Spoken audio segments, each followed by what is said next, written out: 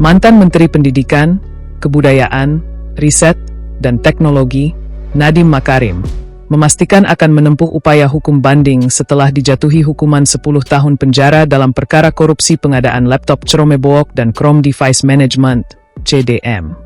Seusai sidang putusan di Pengadilan Tindak Pidana Korupsi Jakarta Pusat, Nadiem menyampaikan bahwa dirinya menghormati proses peradilan, namun tidak sependapat dengan pertimbangan hukum yang digunakan majelis hakim.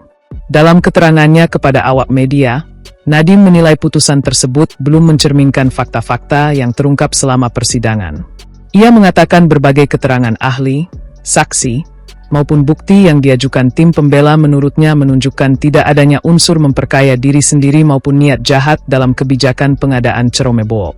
Karena itu, ia menegaskan akan memperjuangkan keyakinannya melalui proses banding yang dijamin undang-undang. Nadiem juga menyampaikan bahwa perkara yang dihadapinya bukan semata menyangkut dirinya secara pribadi. Menurutnya, proses hukum tersebut berkaitan dengan prinsip kebenaran, keadilan, serta kepastian hukum yang seharusnya dapat dirasakan setiap warga negara.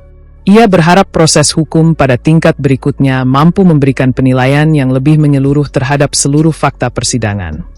Majelis Hakim Pengadilan Tipikor sebelumnya menyatakan Nadiem terbukti menyalahgunakan kewenangannya dalam proyek digitalisasi pendidikan melalui pengadaan Chromebook pada periode 2020 hingga 2022. Hakim menjatuhkan pidana penjara selama 10 tahun, denda 1 miliar rupiah subsidiar kurungan, serta uang pengganti sekitar 809 miliar rupiah. Vonis tersebut lebih ringan dibanding tuntutan jaksa yang sebelumnya meminta hukuman 18 tahun penjara. Dalam putusan itu, majelis menyatakan Nadiem tidak terbukti memperkaya diri sendiri, namun dinilai melakukan penyalahgunaan kewenangan yang mengakibatkan kerugian negara. Kasus tersebut berawal dari program digitalisasi pendidikan saat pandemi COVID-19. Jaksa menilai kebijakan penggunaan Chromebook menguntungkan ekosistem Google dan menimbulkan kerugian negara. Sebaliknya, tim pembela berpendapat kebijakan tersebut diambil melalui mekanisme resmi, bertujuan mempercepat transformasi pendidikan, serta justru memberikan efisiensi anggaran.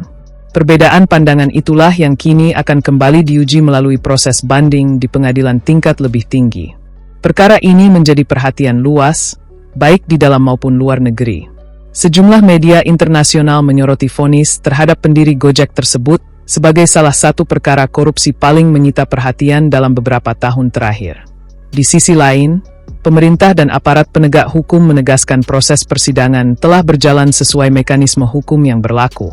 Sementara Nadiem memilih menggunakan hak hukumnya untuk mengajukan banding.